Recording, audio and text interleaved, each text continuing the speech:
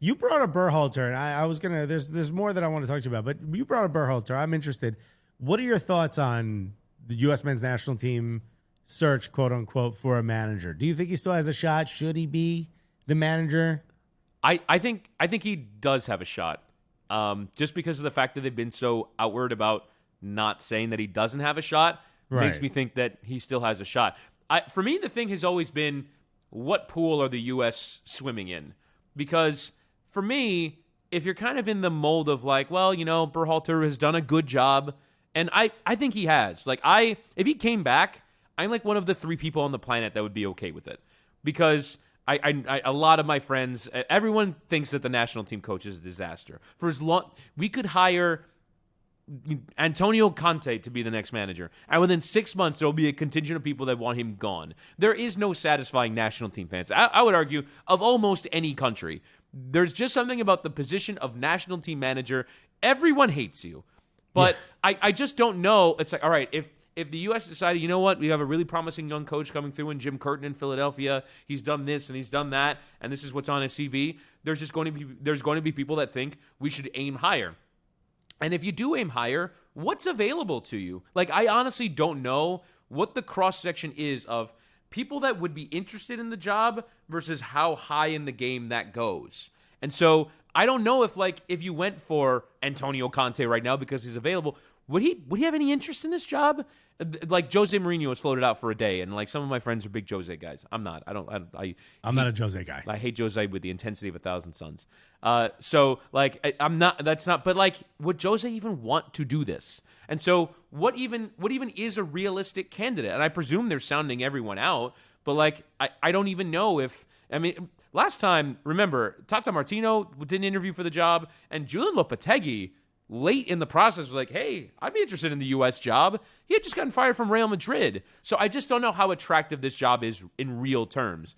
The Berhalter stuff, again, I think he did a fine job. He won the Nations League. He won the Gold Cup. Beat Mexico 3 times in a year. Qualified us for the World Cup. I liked how he played at the World Cup. Like, in terms of style of play, I think even still, the U.S. was top 2 or 3 in, like, running done per game. The intensity was great. The quality of the play was great. I enjoyed the U.S. at the World Cup. They didn't embarrass us. It was a huge step forward. And so I wouldn't be entirely opposed to Greg Berhalter staying on. But I want to see what's out there. I want to know if we can get some of the biggest managers in the world, if that, some big name that I'm unaware of right now would be interested in the U.S. job.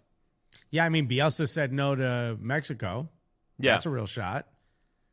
Would you be happy with Bielsa? Well, I think he's linked with the Uruguay job now. He is linked with Uruguay. Yeah. I don't think that's official yet, though. No, it's not. But Bielsa would be kind of insane.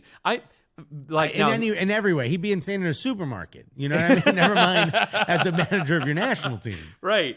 But I kind of like, I feel like it's kind of insane that he got his start in the international game. I can't think of a person more ill-suited to international management than Marcelo Bielsa. First of all, the last thing I want my international coach or manager to have is a very, very specific defined system that's difficult to learn. Correct. It's like, these guys are going to go to their club teams. How do you expect them to keep this up? Right, exactly. Like 2 months in between is like, oh yeah, I gotta follow a man now. Yeah. Like, and I imagine, like, for all these Leeds players, it's been really tough to like undo their wiring. They're just like chasing. They're like dogs chasing a ball, and then It's all of a sudden, it's crazy. like, oh wait, I have to stay in a position. What does that mean? Now I have to, like, what do you mean spacing? I'm Space? on top of the guy. Yeah. I remember back when Berhalter started, people said that his style was too confusing. So this was my plan. Mm-hmm. Get a version of the FIFA video game to each of the national team players that was locked, where they can only play as themselves in the Berhalter system. So very quickly, you'll learn the Berhalter system. I like that. If you're locked. Thank you. Berhalter told me it was a stupid idea, but you liked it. No, it's a great. You know why? Because like when you play, particularly like an individual mode in FIFA, it'll tell you, like, with the red or green arrows. Like, I haven't played the individual mode in a long time. I don't know if it's still like this, but like it'll tell you with like red or green arrows, like you're not where you're supposed to be. Yeah. And so if you like signal to play, if you sort of train players so much with like, here's where you're supposed to be, here's what you're supposed to do, I feel like that could work. I like that idea. I'm pretty sure the last time they had that was like FIFA 16. But really? Yeah. I'm a strictly manager mode and online mode only kind of guy. Really? You feel you sound like a football manager kind of guy to me. I don't like video games that are too involved. That's too involved. That is, yeah. Where it's that's like, a full-time job. I gotta like set my tactics for every set piece.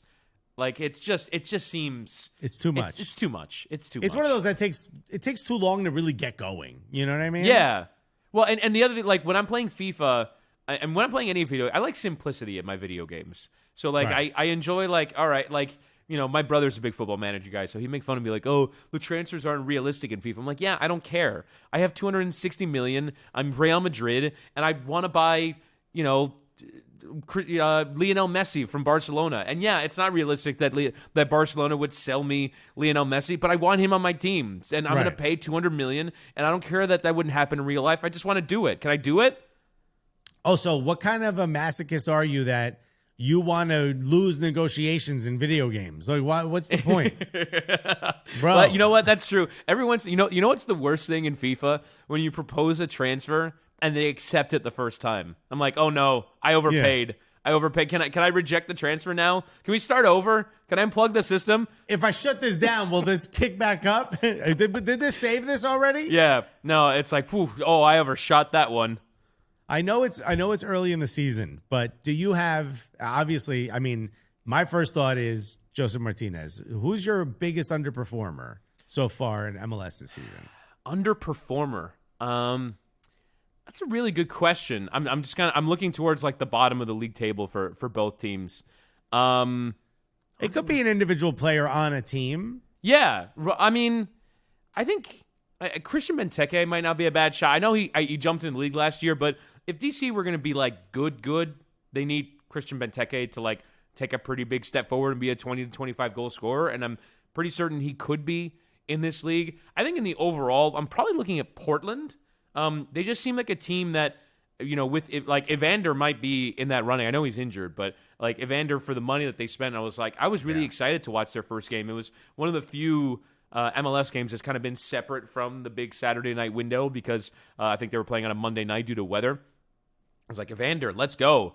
And that's been one that just hasn't quite come off. And you just sort of imagine with like 9.5 million feels like the kind of transfer fee in MLS where it's like, I'm getting a guaranteed great player, like 10 goals. Yeah, 10 you better assists, be good. Like, right. Like he better be amazing. And he just sort of hasn't been. And he's going to go through the same curve that all these new introductions into MLS deal with, which is it takes a second. And like that happens to a lot of new players that come into the league, but you just sort of feel like certain players could be above it, and I thought that he would be. I think just Portland in the overall had that bizarre situation with the goalkeeper who kind of came out and said, if anyone says I'm not healthy, they're lying, and then he starts the next week. Just kind of feels, and then obviously everything that kind of spills over from last year and everything that happened off the field with Portland, just feels like a club that, like, I was a lot more kind of, I don't want to say optimistic, but sort of like bright-eyed and bushy-tailed. I would turn on a Portland game and go, whoa, look at this crowd. Look at this team. It looks like such a cool like vibe to be a part of, and I just feel like they've taken a little bit of a step back from that. Yeah, I would agree. For me, it might be LA Galaxy and Ricky Puig. Yeah. Just because I was so excited for what this beginning of the season would bring. And I thought the same guy we saw for a little bit of last season would show up, and they just haven't. And I really do think they're really a danger of losing out.